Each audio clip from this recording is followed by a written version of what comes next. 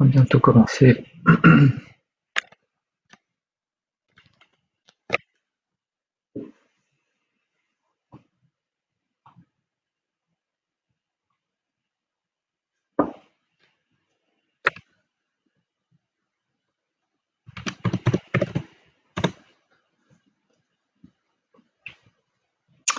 Alors, bonjour à toutes et à tous.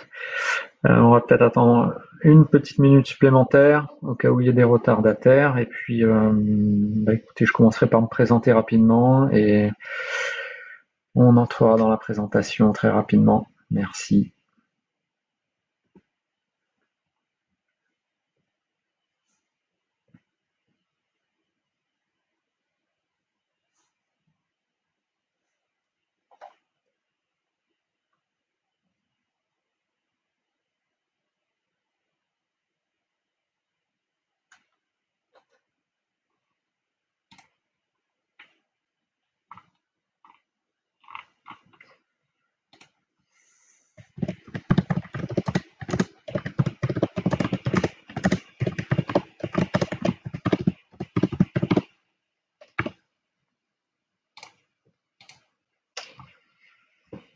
Alors, écoutez, je vous souhaite à toutes et à tous la bienvenue comme je viens d'écrire. Donc, je m'appelle Didier Sauvage. Je travaille pour le groupe CETEC, qui est un bureau d'études multidisciplinaire d'ingénierie d'environ 3000 ingénieurs, qui est français, qui est détenu à 100% par ses ingénieurs, je tiens à le dire, et qui doit pouvoir construire à peu près tout ce qui se fait sur terre, sur mer et voire même sous mer, sous la mer. Voilà, on existe depuis 1957.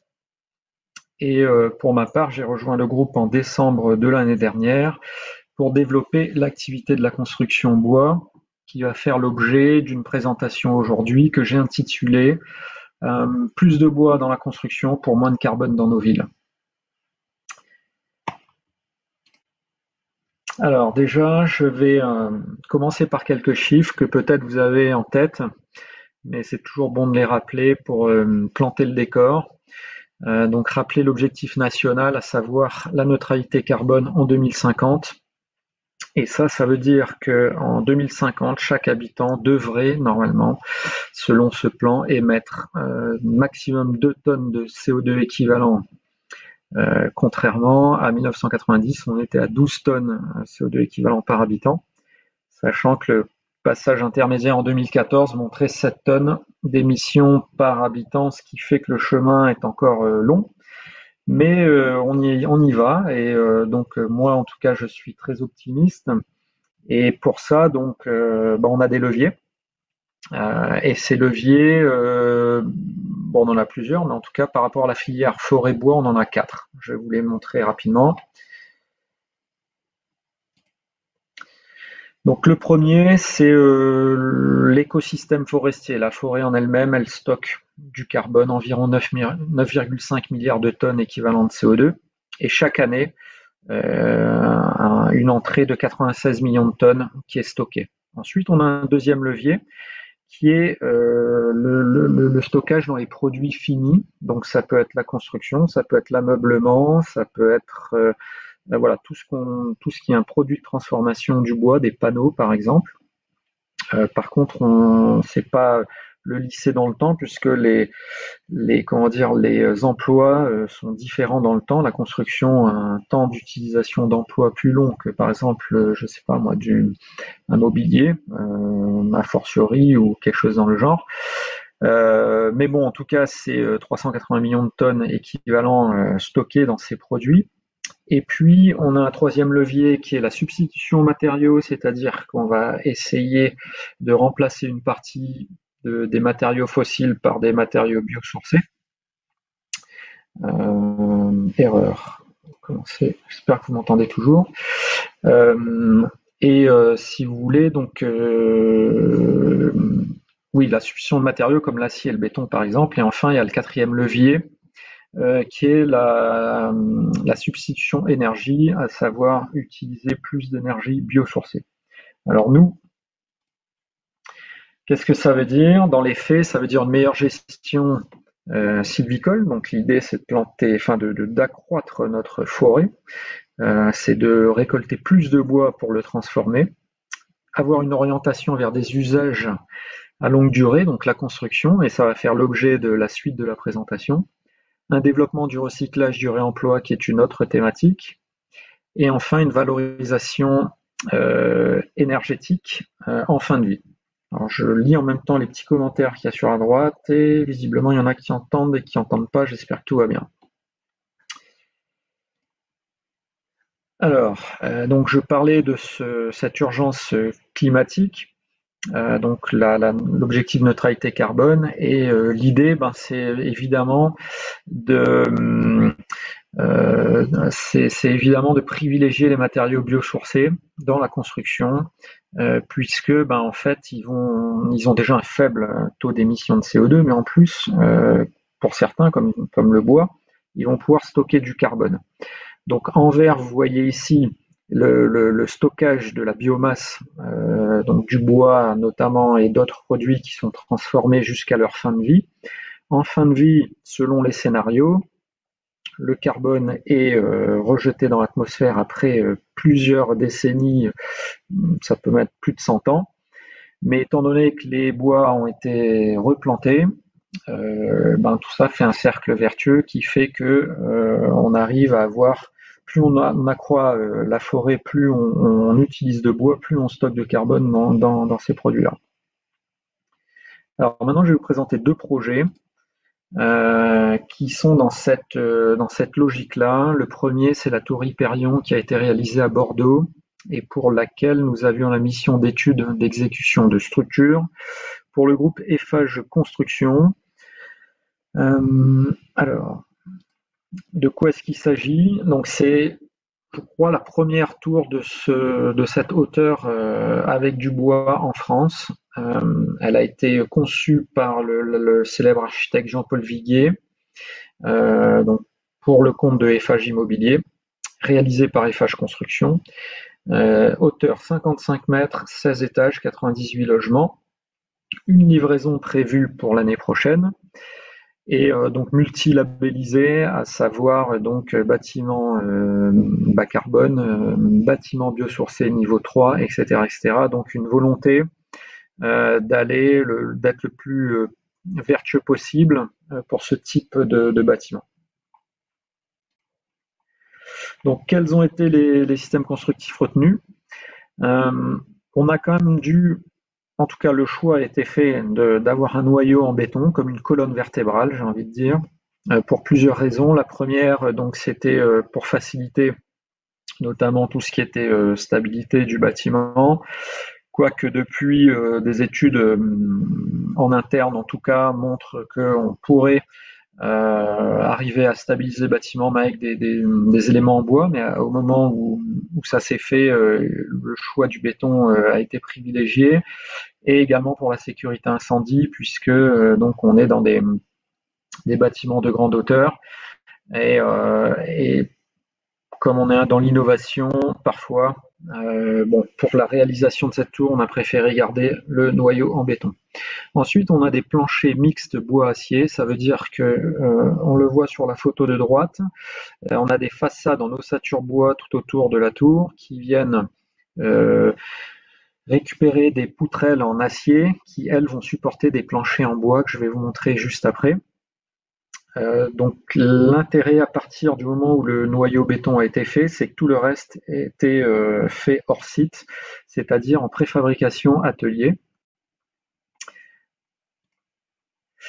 Et notamment, vous voyez sur la photo de gauche, donc on a toujours notre noyau en béton, les planchers en bois qui viennent s'empiler les étages les uns après les autres, donc avec du CLT. Donc du CLT, c'est des planchers, ce sont des dalles bois, en gros, c'est du bois contre-collé croisé.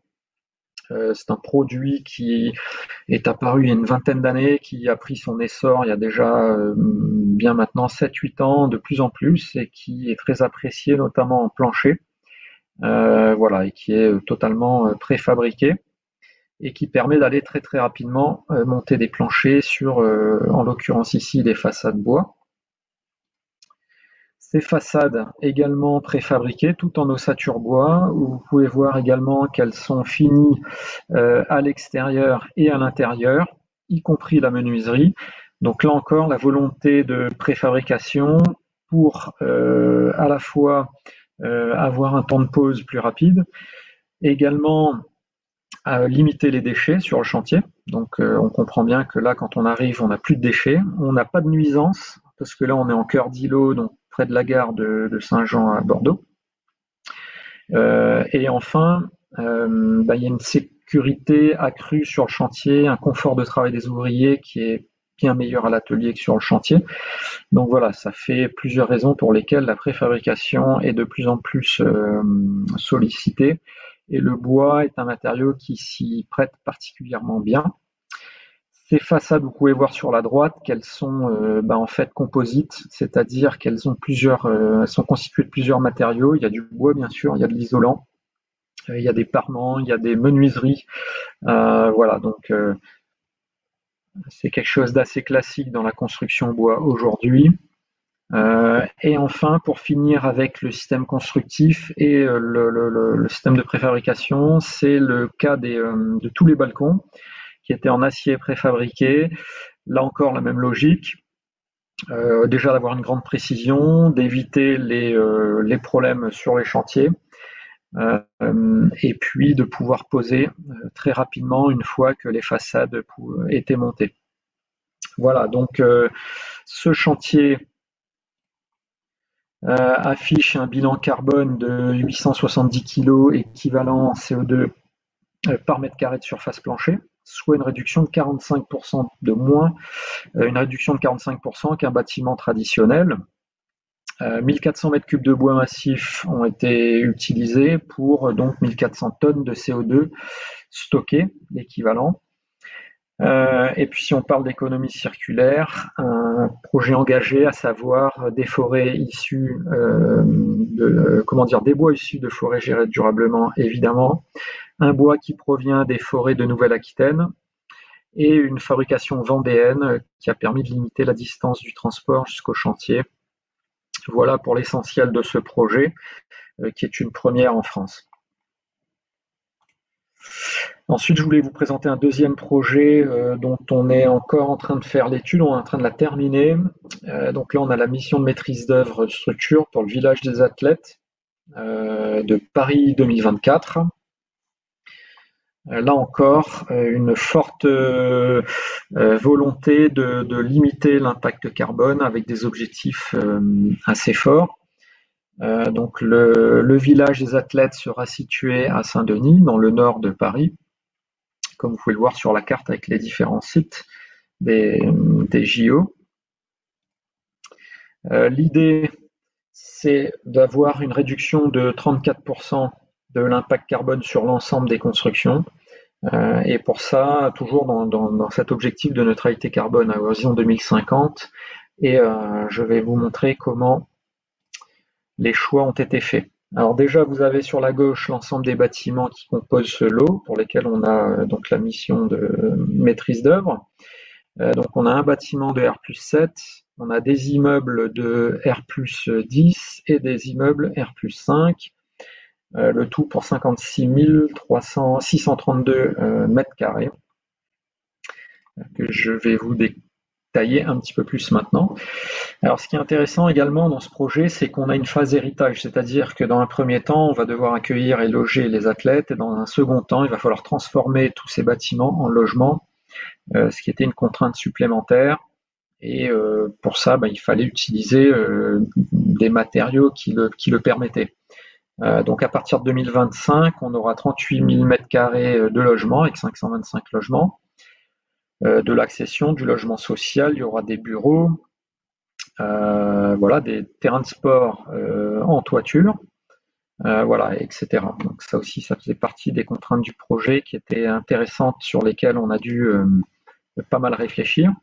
Et comme je vous disais, la phase pour les JO, donc c'est 2500 lits, un centre de santé, différentes choses dont auront besoin les athlètes et leurs encadrements, Et donc les principales modifications, ça va être au niveau des commerces, des ajouts d'ascenseurs, pas mal de choses qui ont compliqué un peu complexifié, on va dire, les réflexions et les solutions. Alors, si on en vient à la conception générale des immeubles, vous pouvez voir qu'on a donc le R+7 qui est tout en haut en vert, qui lui est un immeuble qui va être fait en bois essentiellement, avec quand même un noyau en béton bas carbone et des façades bois et des planchers bois béton. Ça va être également le cas des bâtiments R+5, R+6 qu'on voit en premier lieu. Et puis en arrière-plan, sur le côté à gauche, on a des bâtiments R+10 qui eux seront en béton bas carbone. Donc si on regarde la composition, comme je l'ai déjà un peu décrit, des noyaux contreventants en béton armé bas carbone. Et ensuite, on a des planchers mixtes bois-béton, c'est-à-dire qu'on a des dalles béton connectées sur des poutres bois qui, elles, sont appuyées en façade grâce à des poteaux, des poutres et des murs à ossature bois. On peut voir en bas à gauche un principe de plancher connecté, donc des poutres en bois sur lesquelles viennent la dalle béton et puis des connecteurs en acier. Donc il y a également une petite photo en bas à droite qui illustre une perspective de dessin. Le R+7, il est fait de la même façon. Donc le noyau en béton, les poteaux en extérieur avec des façades à ossature bois et des planchers mixtes bois-béton qui viennent de part et d'autre, donc des façades jusqu'au noyau.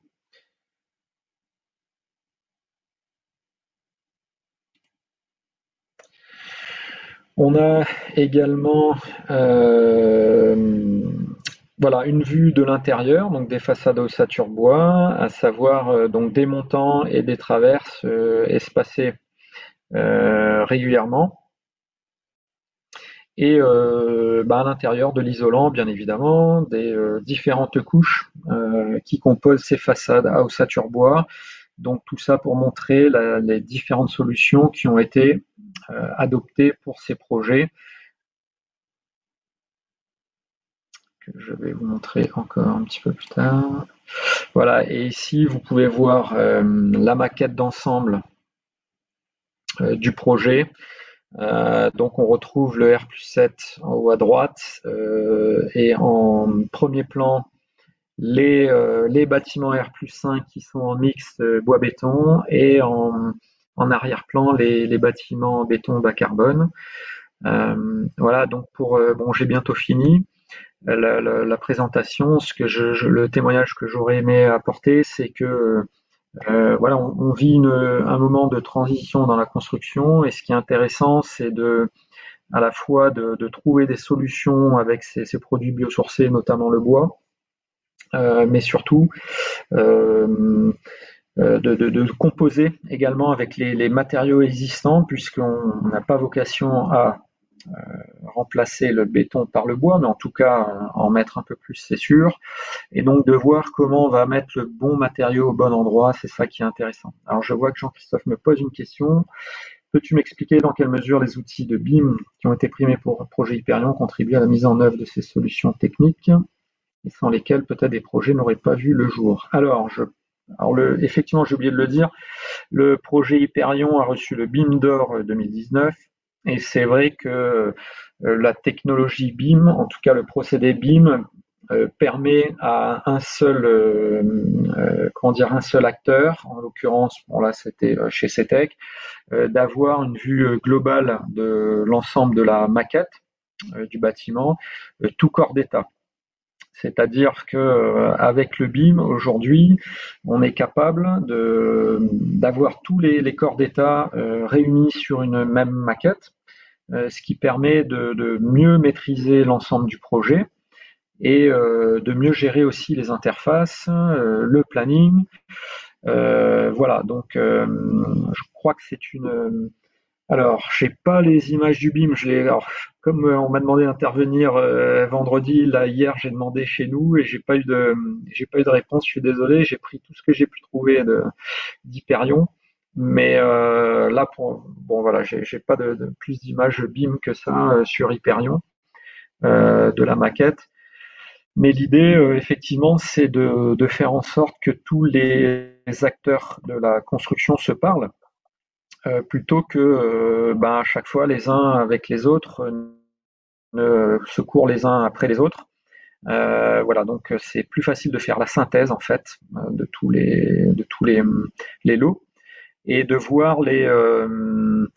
Oui, il y a des vidéos effectivement sur YouTube. Donc il y a un site qui s'appelle, je vais vous le donner, j'espère que je vais le retrouver. Ne quittez pas, je vais aller voir ça tout de suite. Euh, le site s'appelle hyperion.fh.com. Donc je vais essayer de le taper.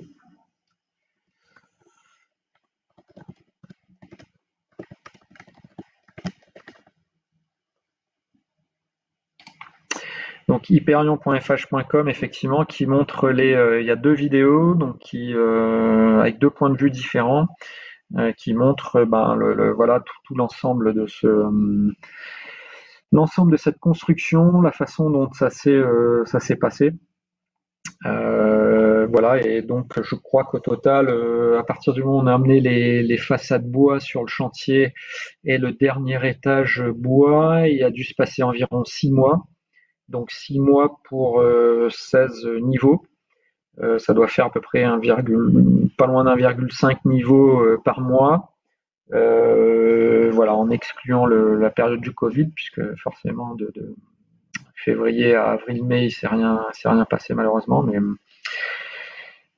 quid des profils techniques des personnes impliquées dans ces projets? Combien étaient-ils côté BE et côté entreprise? Alors, donc, d'une manière générale, alors, il y avait pas mal de monde, j'avoue que bon, je suis arrivé un peu après la bataille, puisque c'était les travaux se terminaient en décembre quand je suis arrivé, mais de mémoire. Donc chez nous, on avait deux ingénieurs qui travaillaient, donc une chef de projet et un ingénieur projet. Donc lui, il a fait le CHEB, donc le centre de construction du bois. Et donc Audrey, qui était en charge du projet, a fait une autre grande école d'ingénieur. Donc elle, c'était une des premières fois qu'elle faisait du bois, mais par contre Clément, qui l'a accompagné, était déjà plus expérimenté. Mais ce qui était intéressant, c'est qu'il n'y avait pas que du bois dimensionné, il y avait toute la structure. Hein, j'ai parlé de la colonne vertébrale en béton, mais également de tous les. Oui, il a fait le CHEB en plus de l'ESTP, pour être tout à fait clair. Et donc ils se sont répartis le travail, à savoir donc Audrey plutôt donc tout ce qui était ossature globale, voilà, et Clément un peu plus sur la partie bois. Ensuite, il y avait l'ingénieur BIM donc qui se chargeait de collecter toutes les données. Et en extérieur, du coup, j'avoue que comme je suis arrivé à la fin, les relations avec les architectes et l'entreprise de construction, j'ai pas le détail, mais ce qui était très important, c'était surtout la relation avec les fabricants bois, à savoir qu'Eiffage a sous-traité bien évidemment la construction, la fourniture des planchers bois à l'entreprise Pifto, qui est un Vendéen. Et donc là, on s'est mis en relation directement avec eux pour être certain de ne pas se tromper sur tout ce qui était format de fichiers, etc. Voilà, pour qu'il n'y ait pas de piège à ce niveau-là, au niveau de la fabrication. Alors, que peut-il dire de la dynamique associée à ces projets? Quelle part représente-t-il désormais de la construction? Logement seulement pour le moment. Alors, c'est vrai que c'est plutôt le logement qui tire la construction bas carbone aujourd'hui, mais non, il n'y a pas que le logement, il y a beaucoup de programmes, notamment pour les bâtiments publics. Peut-être que vous avez entendu il y a quelques mois que le gouvernement, le ministère de l'Intérieur voudrait que tous les bâtiments publics soient faits en bois, enfin pas tous, 50% des bâtiments publics soient faits en bois dans les prochaines années. Donc ça veut dire qu'on aura aussi bien des écoles que des voilà, bâtiments d'équipement, voilà, tout ce qui est bâtiment public. Au niveau des bureaux, on a également des demandes. Alors maintenant, avec les problèmes qu'on rencontre, Covid et autres, je ne sais pas comment vont se passer les constructions de bureaux, mais on a de beaux exemples de bureaux également. Mais c'est vrai que c'est quand même c'est quand même beaucoup le logement qui fait cette demande. J'aimerais aussi signaler le fait que la région Île-de-France a signé un pacte de construction bois biosourcé auquel pas mal d'aménageurs et de promoteurs se sont associés. Et ça veut dire qu'ils s'engagent à avoir un niveau minimum de bois dans leur construction et de matériaux biosourcés, puisque matériaux biosourcés, c'est également les isolants, entre autres, et voilà, et produits dérivés du bois. Donc ça veut dire que on va avoir besoin de renforts dans ce domaine-là. Et voilà, donc j'espère que je vous aurai convaincu de nous rejoindre dans ce monde de la construction décarbonée. Je regarde la dernière question. Les implications sur la production de bois, certaines espèces sont-elles privilégiées? Pour quelles raisons? Alors, aujourd'hui, on fait avec ce qu'on trouve sur le marché, puisqu'on a quand même des exigences de qualité, hein, on parle de bâtiments de grande hauteur, on ne peut pas faire n'importe quoi. Donc, ce sont des produits normés. Et tous les produits normés aujourd'hui, principalement, sont des résineux. Ça veut dire, enfin en grande majorité, ça veut dire des bois d'épicéa, du sapin, du glace, du mélèze, tous ces types de bois-là. Une partie est produite en France, mais une autre partie est importée. Pour une raison simple, c'est que notre surface forestière, malgré le fait qu'elle grandisse chaque année, ce qui est plutôt bien, est détenue à 75% par de la forêt privée qui n'entretient pas ou n'exploite pas très bien sa forêt, on va dire. Et donc les 25% de forêt publique produisent du bois qu'on utilise, mais du bois d'énergie, du bois de construction un peu, mais pas autant qu'on aimerait. C'est pour ça qu'on est obligé d'importer beaucoup. Et puis ensuite, on a une forêt qui est composée à 80% de feuillus, c'est-à-dire du chêne, du hêtre, du châtaignier, etc., qui pourraient être des bonnes essences de bois dans la construction, mais qui sont moins bien encadrées que les produits résineux. Donc on est dans une phase où on doit rattraper un peu ce retard, en France en tout cas, et pouvoir mieux exploiter nos bois, nos forêts, et faire travailler les régions locales notamment, puisque quand on utilise du bois français, forcément on va faire travailler les écosystèmes régionaux, c'est ça qui est aussi intéressant dans cette approche-là. Donc aujourd'hui, pas de pénurie, mais des défis autour de la filière dans son ensemble. Je regarde une autre question. Tension à craindre sur la fourniture de bois, des perspectives d'optimisation et d'études à venir, jeunes gens, à vous de jouer.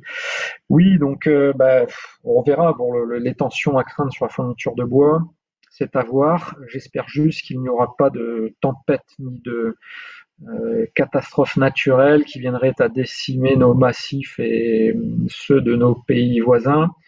En tout cas, ce qui est certain, c'est que tous les bois que l'on utilise dans la construction sont gérés durablement, c'est-à-dire que je crois qu'en Europe, on est à 90% de forêts gérées durablement, donc pas de problème là-dessus. Donc à nous maintenant de venir renforcer cette dynamique et à vous, les nouveaux ingénieurs, de nous rejoindre pour aller encore plus loin et plus haut. Voilà, je vous remercie.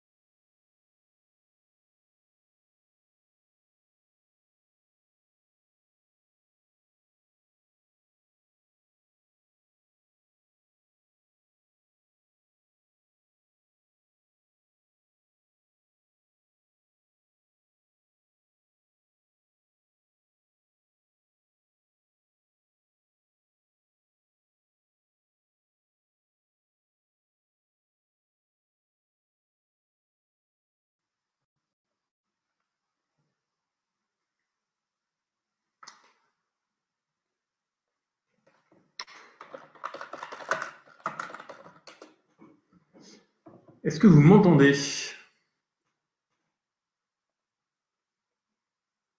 Formidable. Alors bonjour à tous. Du coup, j'ai pas le retour son, mais on va faire sans.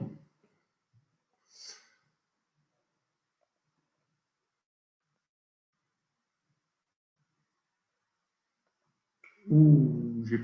Ouais, alors, j'ai un petit souci technique, j'ai perdu ma présentation.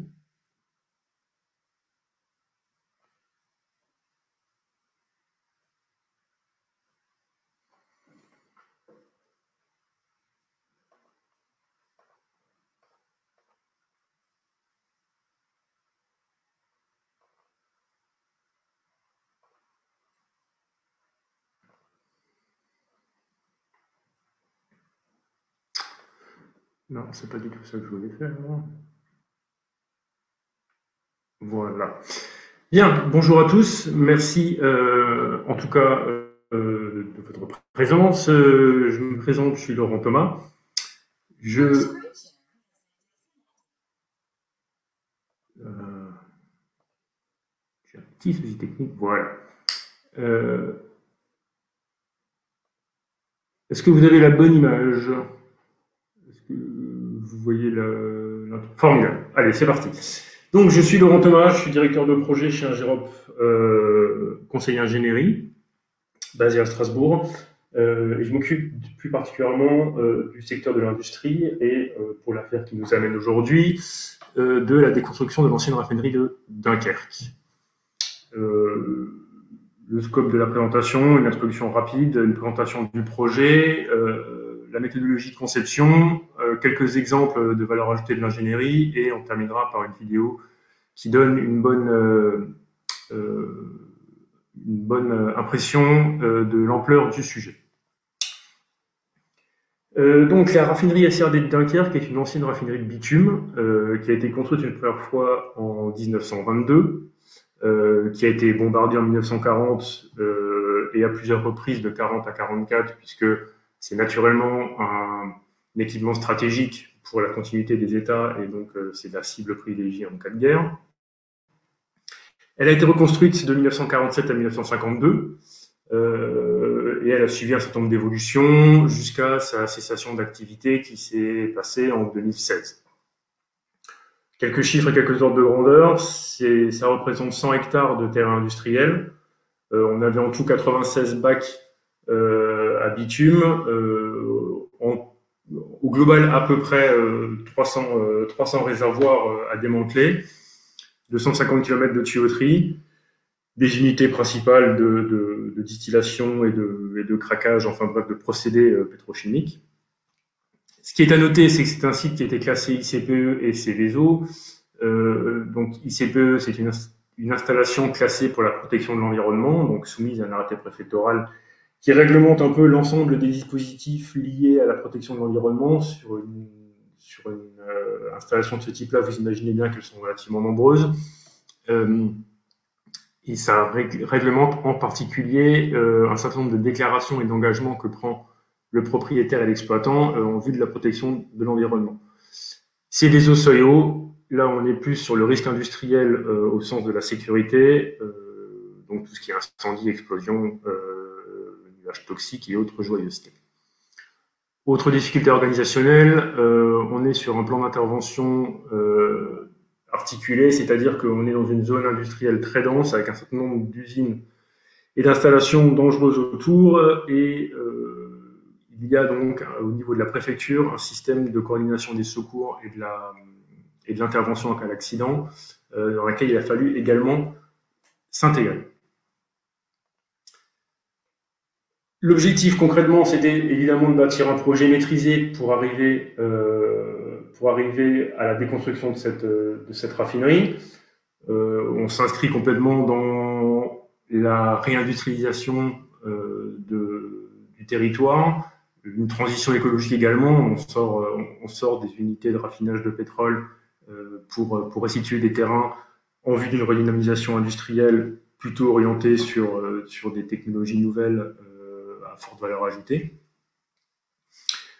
Donc il a fallu pour ça d'abord définir les enjeux et les contraintes du projet, caractériser l'existant, qu'est-ce qu'on a de l'objet de la démolition. Quand on s'est dit que ça fait 100 hectares, on a tout dit et rien dit. Concrètement, de quoi c'est composé, quels sont les risques, comment ça s'attaque. Établir ensuite les différents modes opératoires.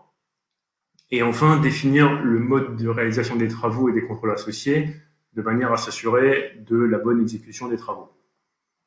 Globalement, le projet a été orienté autour de 3 priorités du client qui ont été en premier lieu la sécurité. Et vous doutez bien que sur un site industriel, c'est un enjeu majeur. En démolition, c'est un enjeu majeur. Alors quand on mélange les deux, ça en fait quelque chose d'extrêmement sensible. Le respect de l'environnement naturellement. Et le respect du planning, puisque le maître d'ouvrage avait un certain nombre d'engagements à tenir sur la restitution du terrain, qui nécessitait de caractériser la durée des travaux et surtout de s'y engager 3 ans à l'avance sur une tenue de ces délais.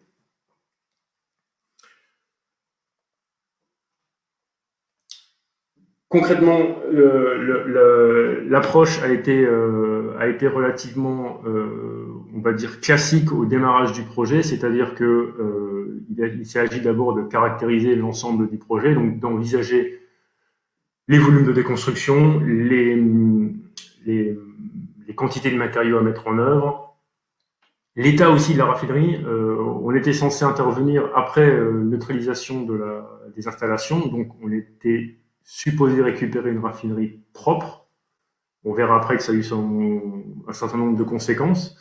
La notion de propre pour un pétrolier n'est pas tout à fait la même que pour le commun des mortels. On y a ensuite intégré l'ensemble des différentes contraintes propres liées au site. Ces contraintes-là, elles sont multiples. Il y a évidemment la taille et l'organisation du chantier. Et on s'est retrouvé avec des contraintes un peu particulières et un peu moins courantes sur ce type de sujet. Le premier, c'était effectivement la conséquence des bombardements, puisqu'on a un nombre très important de résidus pyrotechniques dans le sol, qui amenait un risque, en gros des bombes ont explosé, hein, pour faire simple, qui amenait un risque très important d'explosion ou d'accident en cas de chute d'objets ou de vibrations fortes transmises au sol. Ce qui, dans le cas d'une démolition, n'est pas forcément évident. Hein. Démolir quelque chose de cette taille-là sans faire de vibration, c'est pas quelque chose de courant. Et puis d'autres contraintes un peu annexes, un peu plus étranges. On a dû composer avec le goéland argenté, qui est une espèce protégée qui a tendance à nicher un peu partout sur la côte autour de Dunkerque, et qui a la particularité d'être excessivement protecteur en phase de nidification. Si certains amateurs de cinéma ont vu Les Oiseaux de Hitchcock, on s'est retrouvé un peu dans ces situations-là 2-3 fois avec des replis et des fuites suite à des attaques d'animaux. Une fois qu'on a compilé l'ensemble de ces contraintes et mis en face les objectifs du maître d'ouvrage, on a établi des modes opératoires extrêmement précis et extrêmement concrets, de manière à éviter que lors des travaux, l'entreprise venait à ne pas respecter un certain nombre de contraintes.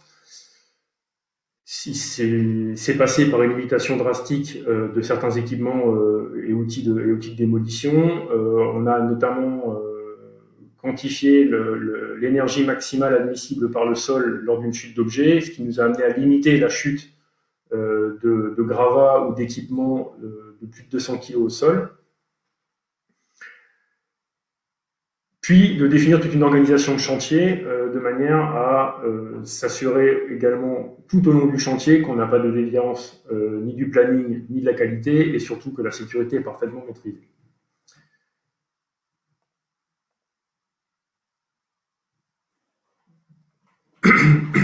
Par la suite, il a été mis en œuvre une véritable ingénierie de la déconstruction et qui s'est vraiment fortement concentré sur la préparation de chantier.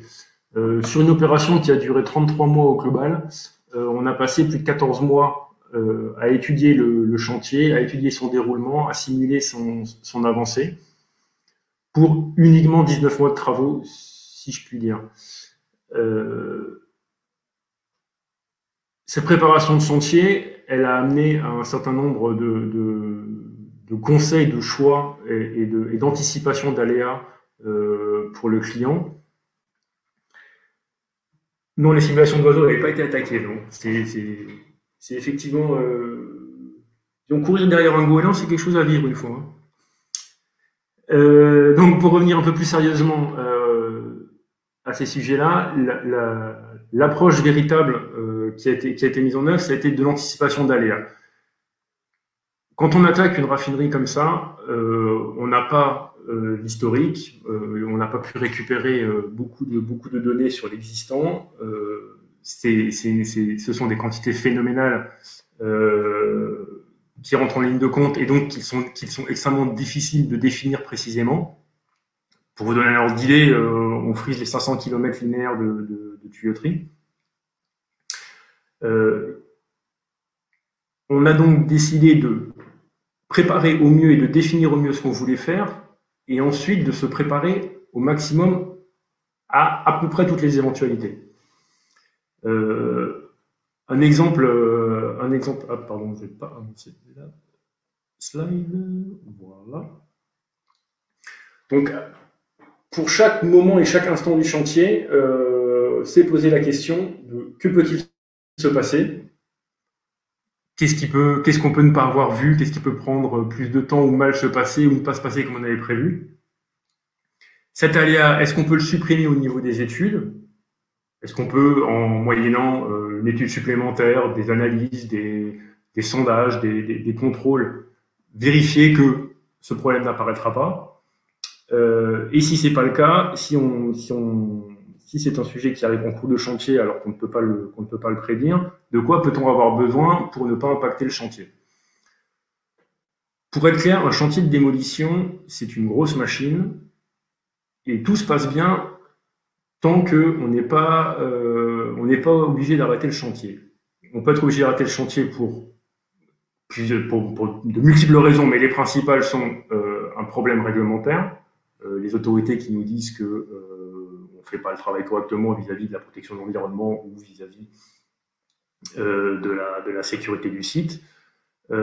Ça peut être un problème de définition de marché, c'est-à-dire qu'on a un certain nombre de découvertes qui n'étaient pas prévues au marché, que l'entreprise n'a pas chiffrées, et donc qui doivent être définies, quantifiées, contractualisées, et tout ça, ça peut prendre du temps. Et tout un tas d'autres aléas qui peuvent survenir. Parmi ces aléas, un certain nombre ont été vus en phase de conception et qui ont pu être anticipés, d'autres moins. Il nous est apparu dès les études que, en bon exemple de préparation de chantier, on allait avoir une difficulté de gestion des déchets, et notamment des déchets dangereux, puisqu'un déchet dangereux, ça se stocke d'une manière réglementaire, c'est contrôlé, ça doit être tracé, et les filières de sécurité, les filières d'évacuation, sont relativement limitées. Cet aléa peut être de nature à arrêter le chantier. Par exemple, dans le cadre de la raffinerie, on a un certain nombre de reliquats de résidus de production à évacuer en filière spécialisée, des résidus de bitume, des résidus hydrauliques, des résidus d'hydrocarbures. Et ces filières-là sont extrêmement tendues en termes d'acceptation de quantité.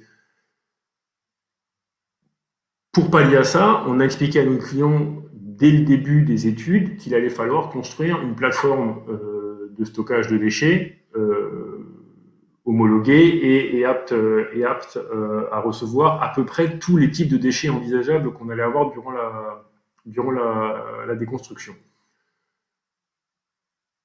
C'est un chantier de préparation, c'est une préparation de chantier qui a duré 4 mois, qui a coûté 3,5 millions d'euros aux clients, donc c'est déjà pas forcément évident pour un maître d'ouvrage qui veut déconstruire quelque chose de dépenser 3,5 millions d'euros pour construire quelque chose avant de commencer à déconstruire.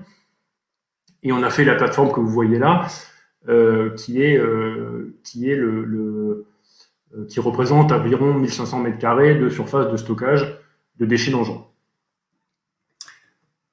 Ça, c'est un exemple de ce qui a pu être anticipé. Au même titre, on a pu anticiper le cas de l'amiante. L'amiante, c'est le sujet numéro 1 d'arrêt de chantier de démolition en France, pour plusieurs raisons. La première, c'est qu'il y a de l'amiante absolument partout dans ce genre d'ouvrage. La deuxième, c'est qu'on a en France la chance d'avoir une réglementation extrêmement protectrice des salariés et extrêmement contrôlée et finement définie, qui fait que aujourd'hui, des chantiers de démolition sans découverte d'amiante de nature à arrêter ou à interrompre le chantier, ça devient extrêmement rare. C'est un risque qu'on a identifié, qu'on a su expliquer au maître d'ouvrage, qui nous a demandé comment je fais pour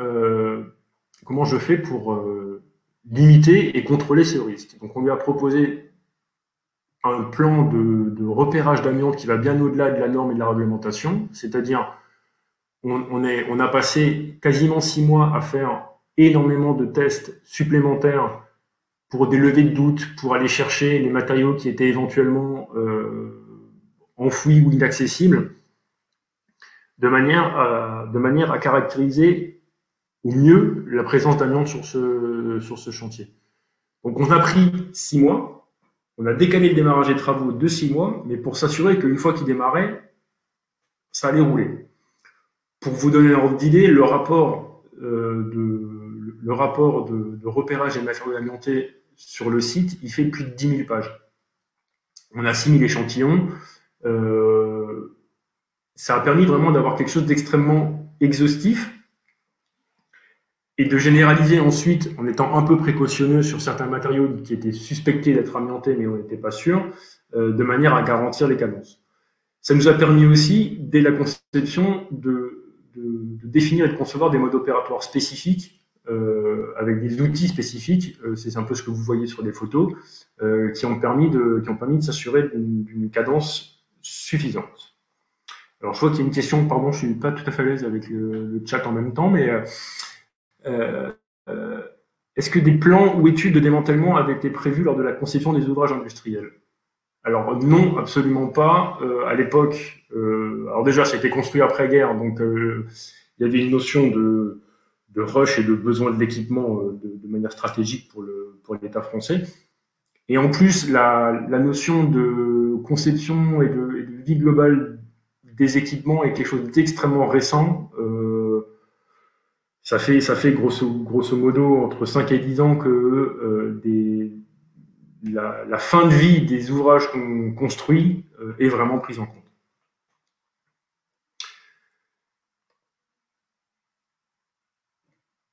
Un autre exemple d'aléa qui, lui, pour le coup, est arrivé pendant le chantier et qu'on n'avait pas vu venir, et c'est là où je reviens sur la notion de propre. Ce que vous voyez là, c'est propre pour un raffineur. On a eu une grosse difficulté de quantification des résidus d'exploitation. Il nous avait été dit qu'il en reste un petit peu au fond des cuves, mais quand vous avez 300 cuves, ça fait vite 3000 mètres cubes. Ce qui fait qu'on a complètement saturé les filières, qu'on a eu des difficultés de quantification énormes. Donc on a mis plusieurs semaines à réellement prendre connaissance de l'ampleur du problème. Et là, il nous a fallu pouvoir réagir et mettre en œuvre des pré-traitements de déchets en vue de dégouloter des flux. En gros, on avait un certain nombre de sujets qui avaient été identifiés au moment des études sur des hydrocarbures entre guillemets purs qui étaient encore sous douane et qui étaient à peu près traités de manière simple et avec des filières de traitement qui étaient capables d'absorber les sujets sur la durée du chantier. Mais ce que vous voyez en bas à gauche, c'est un bassin d'orage qui a en fait accumulé au fur et à mesure de l'exploitation environ 9 mètres d'un mélange de boue d'hydrocarbures, de sable, d'eau et de différentes joyeusetés, pour lequel, sur la première estimation de filières de retraitement, on arrivait à évacuer à peu près 2 camions par semaine. Pour vous donner un ordre d'idée, ça faisait terminer le projet en 2028. Ça évidemment n'était pas acceptable et pas faisable dans le cadre du projet. Et donc, on a dû se remettre autour de la table pour trouver les manières et concevoir les outils de manière à rendre ces déchets acceptables ou d'en diminuer le volume. Et donc, il y a eu un véritable travail de pré-traitement des déchets sur site avec des centrifugations, des décantations, enfin, du chauffage, du refroidissement, enfin, je vous passe un peu les détails purement chimiques, mais ça, c'est quelque chose qui nous a bloqué quasiment 4 ou 5 mois. Heureusement, la fameuse plateforme dont je vous ai parlé tout à l'heure, qui nous permettait de stocker tout et n'importe quoi, elle a pu absorber ces matériaux-là et on a pu les évacuer de l'ouvrage à déconstruire pour continuer les cadences, pour conserver les cadences de déconstruction, tout en prenant le temps de réfléchir, de concevoir et d'aboutir à une solution qui soit économiquement rationnelle pour le client et dans un délai qui était, on va dire, humainement envisageable. Alors pour la dépollution des sols, oui, en partie. Effectivement, aujourd'hui sur la dépollution des sols, il y a deux méthodes qui sont utilisées sur ce site. Il y a une extraction sous vide et l'utilisation de biotertre avec des apports bactériels, avec quelques petits sujets de nuisance olfactive.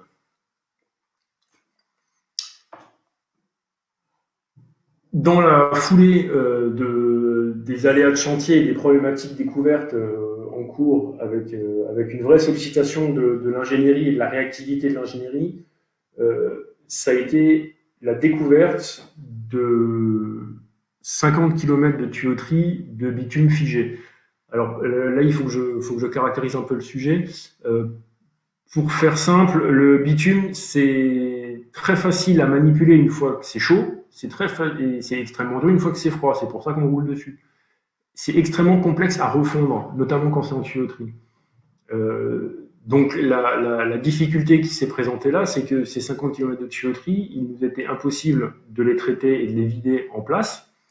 Il était évidemment impossible de les couper et de les envoyer direct en décharge parce que c'était absolument pas acceptable d'un point de vue coût et d'un point de vue environnemental. Et donc, il a fallu élaborer une solution pour pouvoir maintenir des cadences normalement acceptables pour le chantier et savoir traiter, séparer le bitume figé à l'intérieur des tuyauteries. Et vous le verrez mieux dans le film que je vais vous présenter tout à l'heure, mais la solution apportée par notre bureau d'ingénierie, ça a été de concevoir un fondoir, donc c'est l'espèce de cocotte minute que vous voyez en bas à gauche, dans lesquels on venait installer les tronçons de tuyauterie découpés sur le chantier et qui venaient être réchauffés donc pour liquéfier le bitume, qui a permis ensuite de revaloriser la partie métallique du tuyau et de renvoyer les résidus de bitume en centre de traitement agréé. Je vais vous présenter maintenant la vidéo.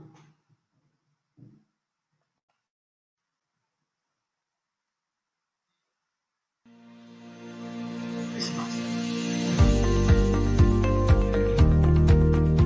À la suite de la cessation d'activité de la raffinerie SRD de Dunkerque, le groupe Colas, maître d'ouvrage, a souhaité procéder à la déconstruction des installations. En vue de rétrocéder les terrains au grand port maritime de Dunkerque, Ingérop a été chargé de déconstruire les superstructures et les infrastructures de ce site, pollués par de nombreux hydrocarbures. Le challenge, c'était de maîtriser l'opération de déconstruction d'une raffinerie qui fait 100 hectares. Déconstruction. Rétrocéder les terrains au grand port maritime de Dunkerque, Ingérop a été chargé de déconstruire les superstructures et les infrastructures de ce site, pollués par de nombreux hydrocarbures. Le challenge, c'était de maîtriser l'opération de déconstruction d'une raffinerie qui fait 100 hectares, composée de 280 cuves, de 300 km de tuyauterie, d'installations chimiques. Alors, je suis désolé, je me suis trompé de vidéo.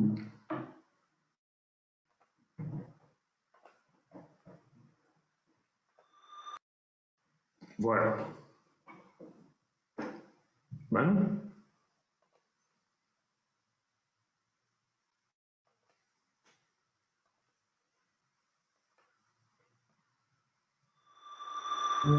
« 4 décembre 2019. Le dernier camion de ferraille quitte la raffinerie de Dunkerque. La fin d'une déconstruction titanesque. 280 cuves, 250 km de canalisation, des bâtiments, des appontements. Un chantier technique. On a interdit le foudroyage des unités du site et on a mis en place des opérations par grignotage. Avec l'utilisation de petits robots pour grignoter la grande cheminée de 100 mètres. Une déconstruction morceau par morceau, pour éviter les grosses chutes pouvant déclencher des bombes de la Seconde Guerre encore dans le sous-sol. 35 000 tonnes de béton, 40 000 tonnes de ferraille, direction les filières de recyclage. Un chantier criblé d'amiante. Il n'y en a pas beaucoup partout, mais il y en a partout. Des joints, des tresses dans des brides, des morceaux de calorifugés à un endroit et pas à un autre. 6000 échantillons nécessaires pour cartographier le site et établir un diagnostic précis. Une tour entière à bâcher. Des kilomètres de canalisation à sécuriser, à tronçonner, avant de les évacuer pour les désamianter. Un chantier qu'il a fallu préparer pendant 1 an et demi. Moi, dans ma carrière, j'ai toujours pensé que plus on prenait son temps pour préparer un chantier, plus on gagnait du temps. On a eu à déplorer absolument aucune interruption de chantier sur ce projet-là. C'est une belle preuve. Une base vitrée pour 220 personnes. Une zone de stockage d'1 hectare avec sa station de traitement des eaux. Des plateformes de circulation. Un pont bascule. 1 an et demi de préparation pour mettre en place, sous l'égide d'un coordinateur sécurité, des modes opératoires stricts et protéger les personnes. Il a fallu s'adapter aux mauvaises surprises, trouver des solutions pour ne pas ralentir un chantier aux enjeux financiers énormes. Au fur et à mesure du curage, on pensait qu'on ne trouverait jamais la dalle du fond. Plus on creusait, plus on avait du sable souillé en hydrocarbures. Il a fallu nettoyer. 90 années de boue accumulée dans le bassin historique de la raffinerie. 600 tonnes de boue déshydratée dans la station d'épuration. Et traiter dans un fondoir spécialement conçu pour l'occasion des rangées de tuyaux remplis d'hydrocarbures figés. Il a fallu innover en créant une maquette BIM pour le sous-sol. Tout ça, ça a été un travail qui n'avait jamais été fait. Le BIM du sous-sol pour la dépollution, ça, c'était jamais fait. En érigeant la plus grande zone d'essai pilote de dépollution en France, pour y tester des techniques, l'extraction sous vide, le biotertre, dans le but de fournir à l'administration un rapport complet afin de valider la technique la plus efficace et entamer la dernière phase de ce chantier hors norme. Dès 2021, Colas Environnement prévoit de restituer des terrains au port de Dunkerque.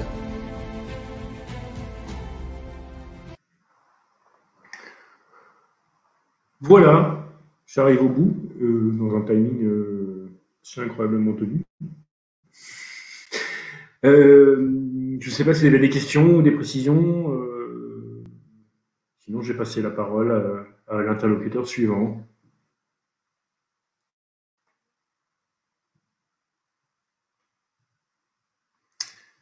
Merci à tous.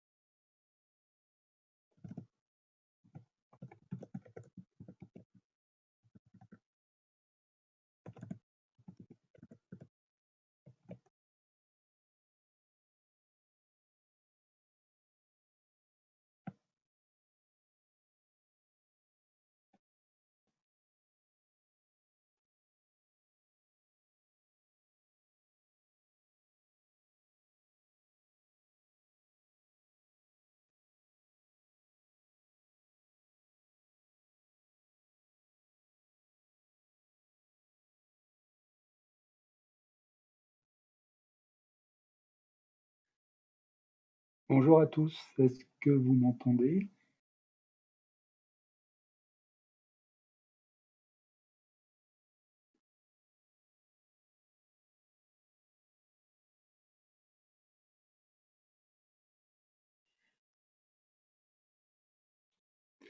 Très bien, alors je vous propose de démarrer.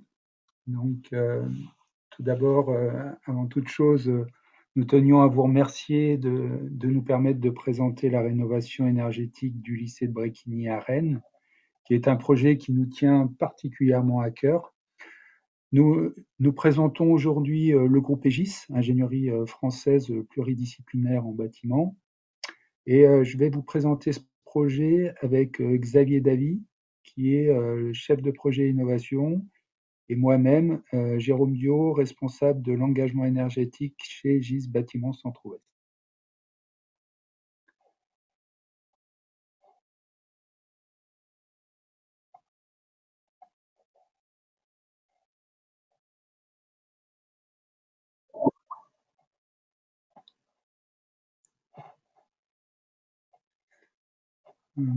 Alors attendez,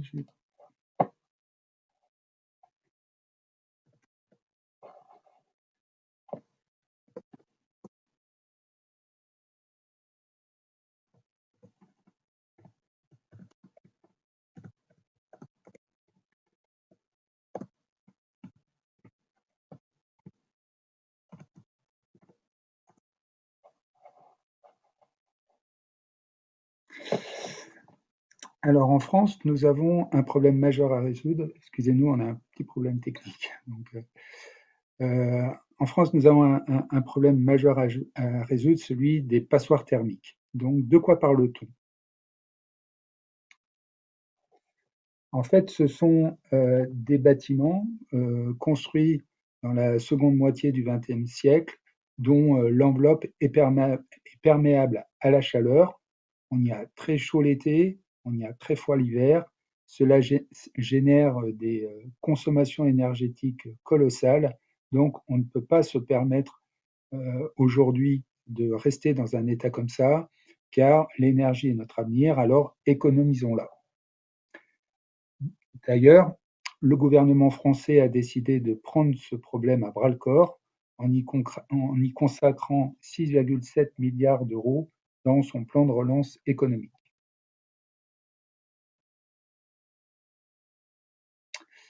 Mais pour résoudre notre problème, nous avons un défi supplémentaire de taille, que le remède ne soit pas pire que le mal. Autrement dit, que l'impact carbone des travaux soit minimisé pour ne pas aggraver encore la situation climatique que nous vivons actuellement. Et je vais laisser la parole à Xavier pour vous présenter les solutions qui ont été mises en œuvre.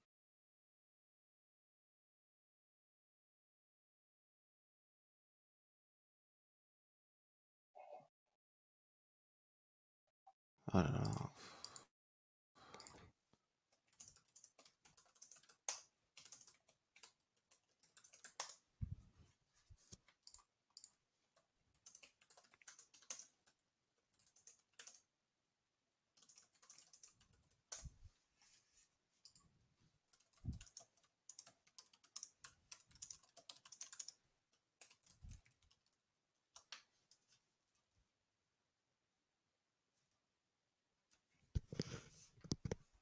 Vous m'entendez ou vous m'entendez là? Ah super. Bon bah très bien. Mais excusez-moi, je pensais qu'on n'entendait pas. Alors, excusez-moi du coup pour la coupure.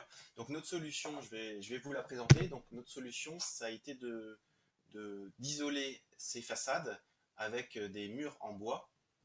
Donc cette solution 3 en 1 permet donc avant tout de stopper les fuites thermiques et donc d'améliorer l'enveloppe du bâtiment. Deuxièmement, d'intervenir de façon furtive sur un site occupé. Le lycée n'a pas été fermé durant toute notre intervention. Donc il s'agissait donc d'intervenir avec le minimum de gêne et puis en minimisant notamment les nuisances sonores parce que les cours avaient lieu. Et enfin, d'optimiser un stockage carbone dans le cadre de notre intervention pour toujours le plus possible réduire les émissions de gaz à effet de serre. Je vois que vous m'entendez mal, alors je pense que malheureusement c'est le micro de mon ordinateur. J'essaye comme ça, vous me dites si c'est mieux.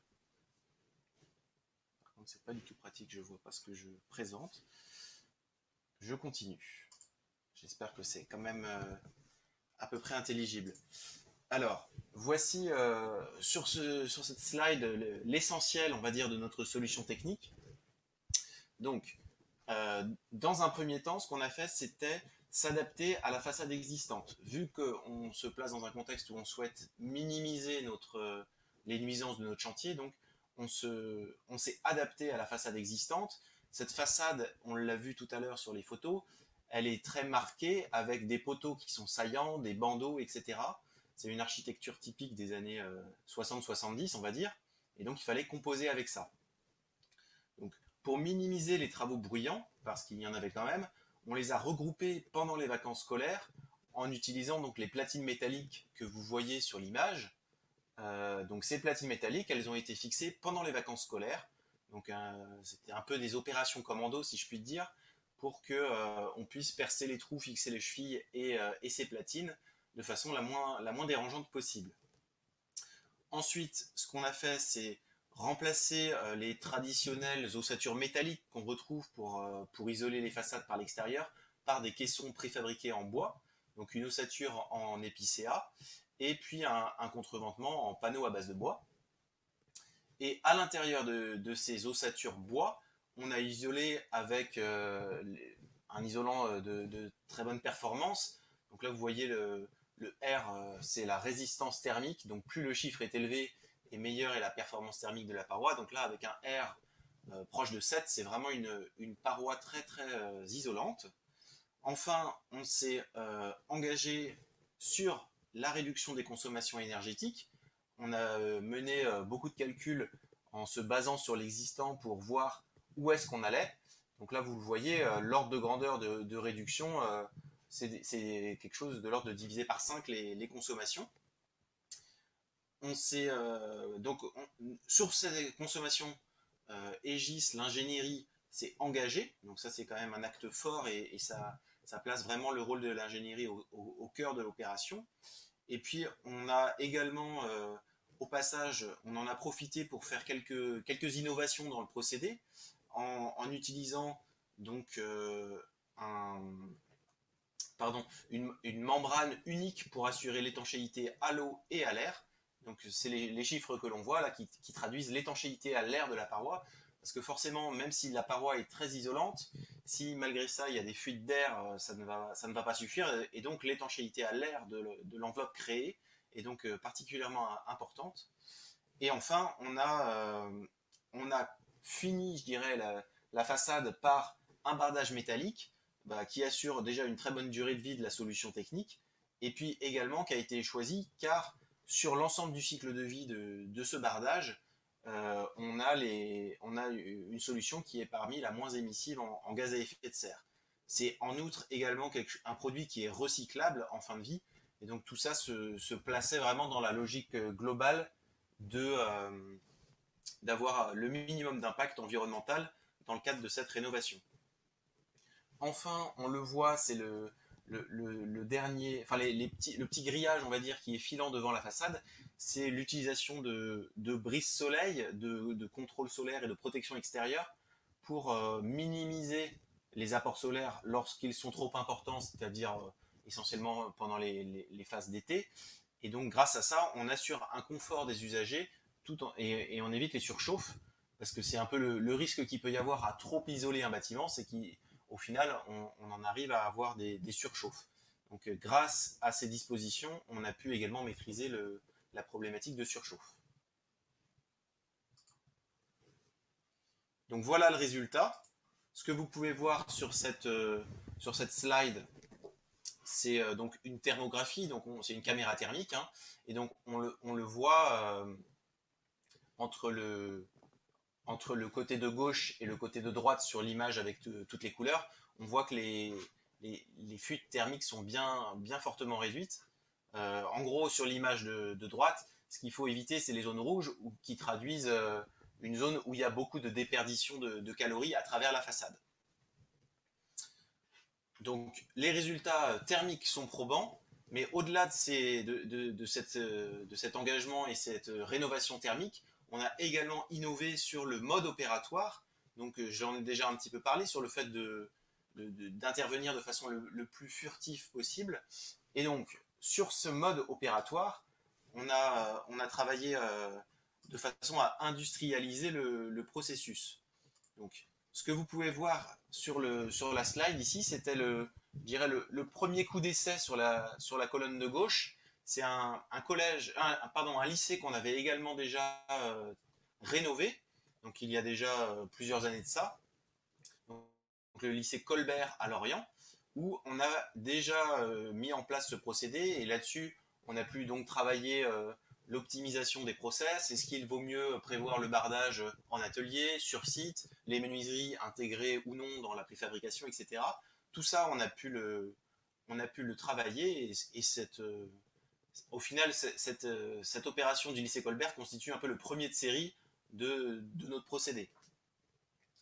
Donc, dans la conception, le procédé il a été pensé pour être reproduit massivement tout en répondant à une autre exigence architecturale. D'ailleurs, le projet du lycée Colbert a été récompensé par le prix d'architecture de Bretagne. Et donc, ensuite, on a eu l'opportunité de développer le concept à plus grande échelle avec donc la rénovation thermique du lycée Bréquigny. Le bâtiment, comme vous le voyez donc sur les colonnes de droite, il est tout en longueur et il est très tramé. Et donc, ça en fait le terrain de jeu idéal pour industrialiser les travaux. Parce que c'est très répétitif. Mais la première question que l'on peut se poser, c'est pourquoi industrialiser la construction? Donc la réponse, elle est simple, c'est pour gagner en qualité d'ouvrage, en productivité, gagner en coût, et puis également gagner en sécurité au travail. Donc les caissons de façade sont produits en atelier, ils sont donc rigoureusement assemblés et contrôlés par les charpentiers dans des conditions de travail idéales. C'est l'occasion de développer des processus et des méthodologies optimisées pour ces opérations répétitives.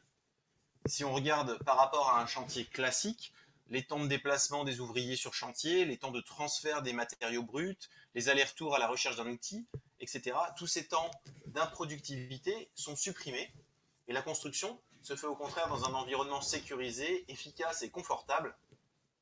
Donc forcément, pour les compagnons, c'est bien plus agréable. Quant au délai de chantier, il est tout simplement divisé par 2, c'est-à-dire que le délai chantier revient uniquement à fixer les façades sur site et l'intervention est terminée. Les nuisances sur site sont alors réduites à leur strict minimum. C'est idéal pour un chantier donc en site occupé et fortement fréquenté, comme le lycée Bréquigny, qui est le plus grand lycée de Bretagne.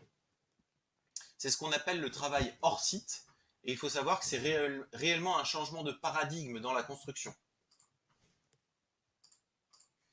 Notre modèle de FOB, donc FOB pour façade ossature bois, il a été pensé et conçu pour être simple, sobre, efficace et durable. Cette simplicité nous permet très tôt dans les études de nous concentrer sur la mise au point des détails, la gestion des points singuliers. Il nous faut pour cela penser le projet dans sa mise en œuvre, donc on pense au mode de fixation des caissons, aux jonctions entre chaque caisson, au traitement des angles. Ce sont toutes ces réflexions qui nous permettent d'aboutir à un projet intelligent en s'appuyant sur le concept DFMA, donc Design for Manufacturing and Assembly, donc la conception pour l'industrialisation et l'assemblage. Parce que oui, lorsque chaque pièce du projet est employée un très grand nombre de fois, l'optimisation des détails devient vraiment un enjeu crucial et un fort potentiel de rentabilité. Donc l'ingénierie est associée à l'entreprise dès la jeunesse du projet, et c'est ce qui permet aux constructeurs de prendre part à nos réflexions. On met ainsi au point le mode constructif qui se calque au mieux sur les procédés de fabrication et les méthodologies de l'entreprise.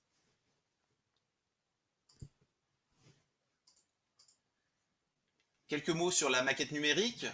En corrélation avec les industriels qui sont habitués de longue date à la numérisation pour le chaînage avec les machines-outils, etc., tous les acteurs du projet ont travaillé en maquette numérique. Ça a constitué vraiment notre outil de langage commun. Elle nous a permis de suivre l'évolution du bâtiment tout au long de sa vie, depuis les premières esquisses du projet jusqu'à l'exploitation, la maintenance et le suivi des consommations du bâtiment. Et donc pour ce sujet, je vais rendre la parole à Jérôme. J'espère que j'étais à peu près audible. Merci.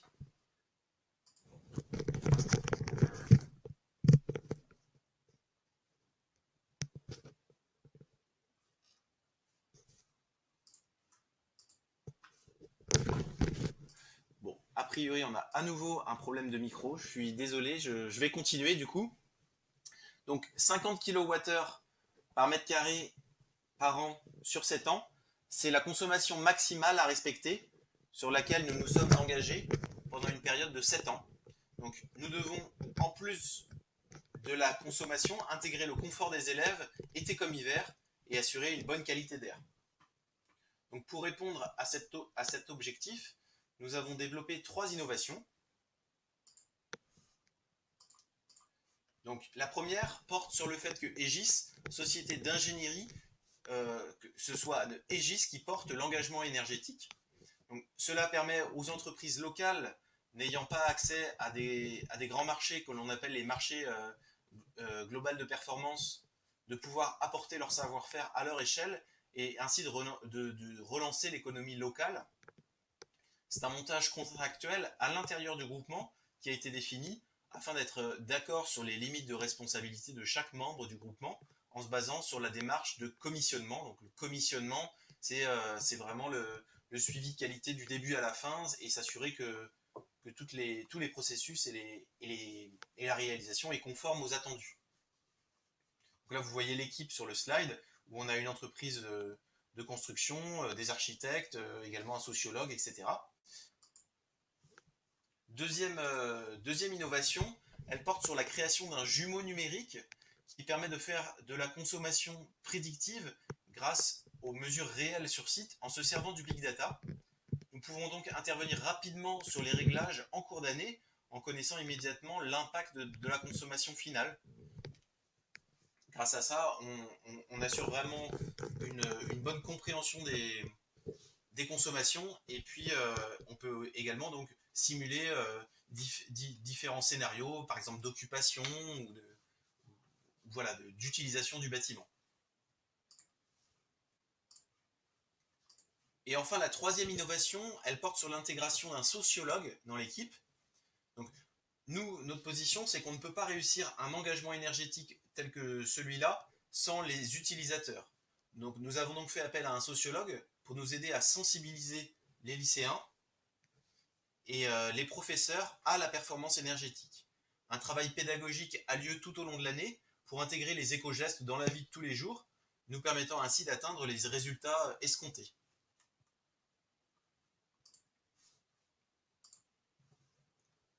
Donc résilience, performance, maîtrise du coût global, rénovation reproductible, tous ces grands thèmes et enjeux de l'ingénierie ne sont pas des slogans, mais une réalité qu'on a mis en place au lycée Bréquigny à Rennes. Il est possible donc d'être au rendez-vous du défi de la rénovation énergétique à grande échelle, mais avec des entreprises locales et un modèle économique et contractuel approuvé par tous. La préfabrication en hors-site, c'est une solution qui permet d'améliorer la qualité des ouvrages, de sécuriser le planning et le coût, et d'entrer dans un système d'amélioration continue qui nous permet de nous engager donc, sur le coût global. Donc, je vais vous proposer de passer la vidéo qu'on a eue pour le Grand Prix, et puis on se retrouve juste après pour d'éventuelles questions.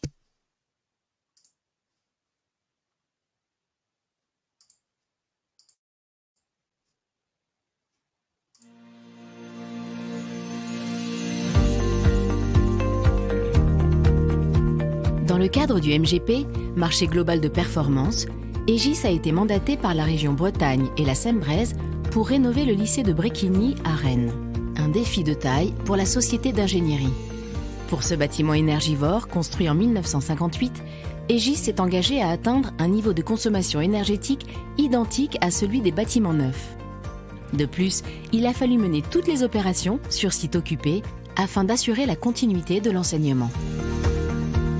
On est sur un bâtiment donc construit par Aretsch, un architecte qui a fortement marqué Rennes, et donc un bâtiment très tramé. Et donc il s'agissait quand même de conserver cette identité forte tout en apportant de nouvelles performances. On était sur un contexte bien connu, c'est les bâtiments d'enseignement de la deuxième moitié du XXe siècle qui sont très mauvais thermiquement, et donc il fallait leur faire une nouvelle enveloppe avec de nouvelles menuiseries, une nouvelle isolation pour faire des bâtiments qui soient prêts pour l'avenir, des bâtiments résilients, peu consommateurs, économes en énergie. Et la partie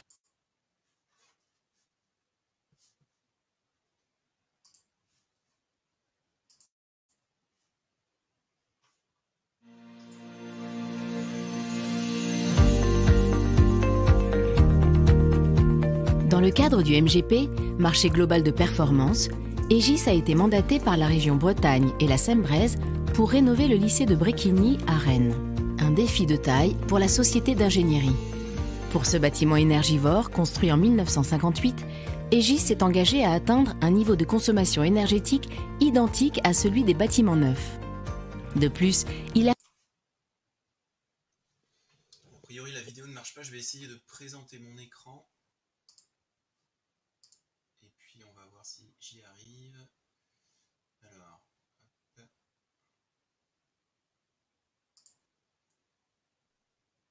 Ah, ça, pour certains, ça marchait, mince.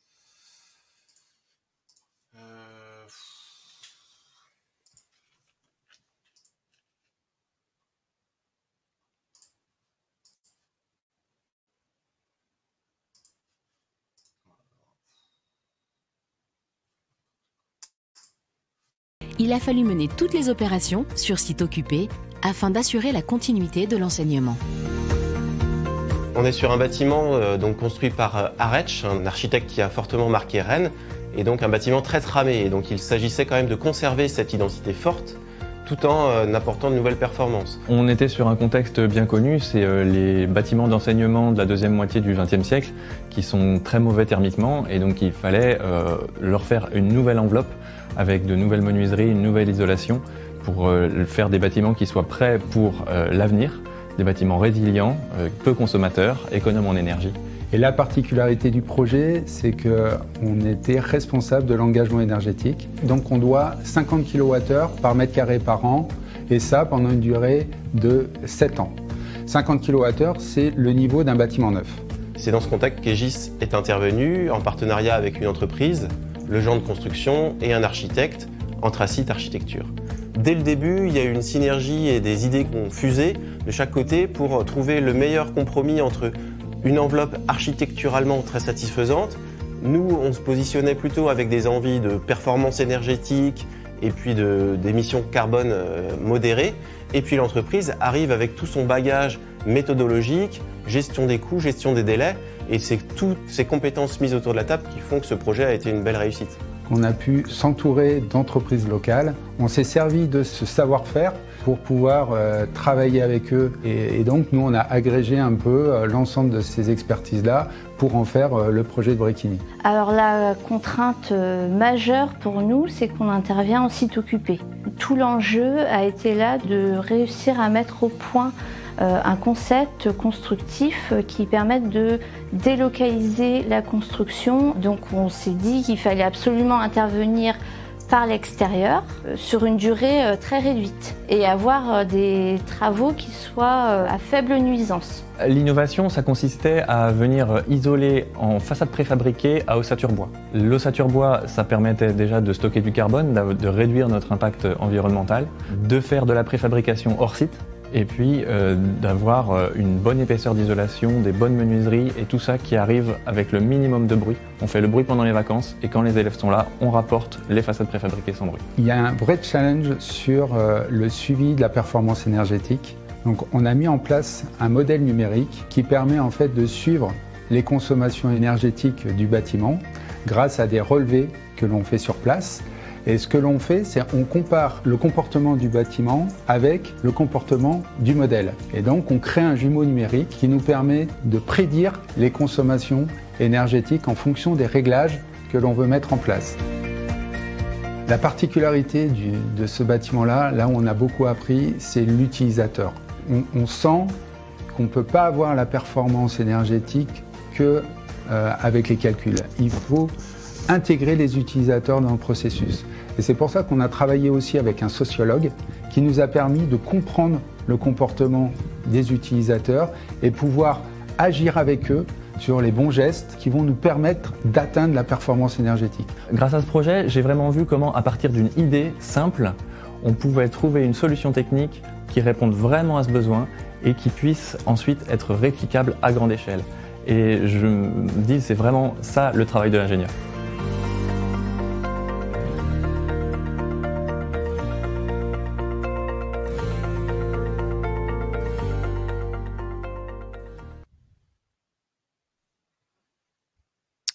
Alors, je ne sais pas si vous m'entendez. Au final, je suis un peu perdu dans la technique, mais je vois la question de Jean-Christophe malgré tout sur les perspectives des jeunes ingénieurs dans la filière, pardon, les besoins des bureaux d'études en entreprise, etc.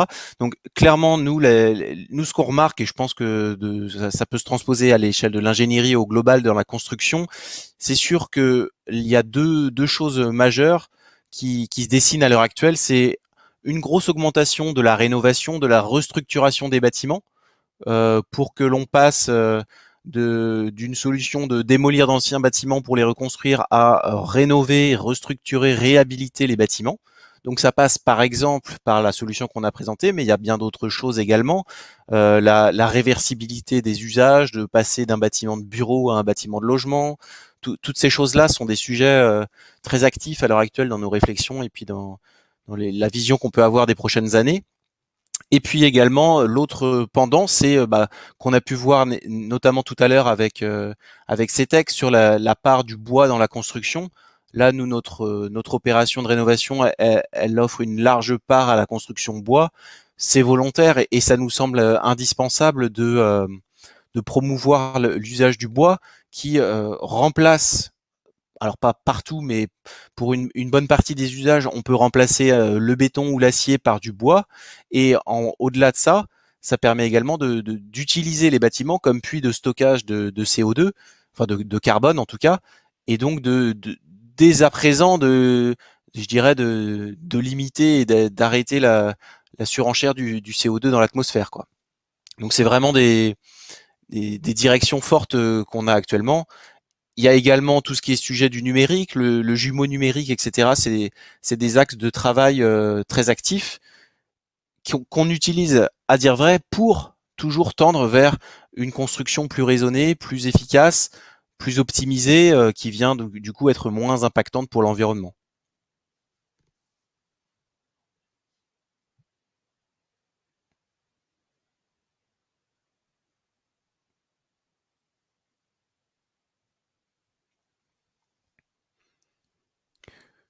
Bon, écoutez, je ne sais pas s'il y a d'autres questions. Quel retour des occupants, je vois.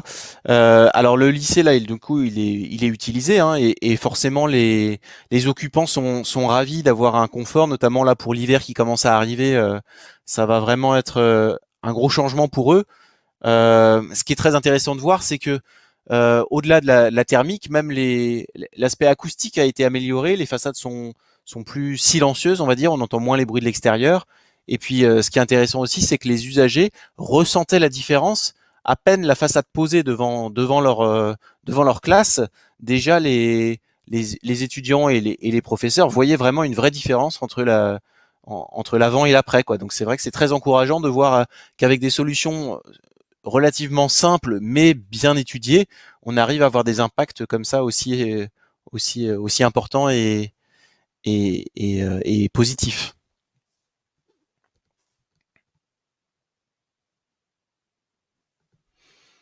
Bien, merci à tous. Encore désolé pour les problèmes techniques et puis bonne fin de journée et puis voilà, au plaisir de vous voir intégrer cette grande famille de l'ingénierie.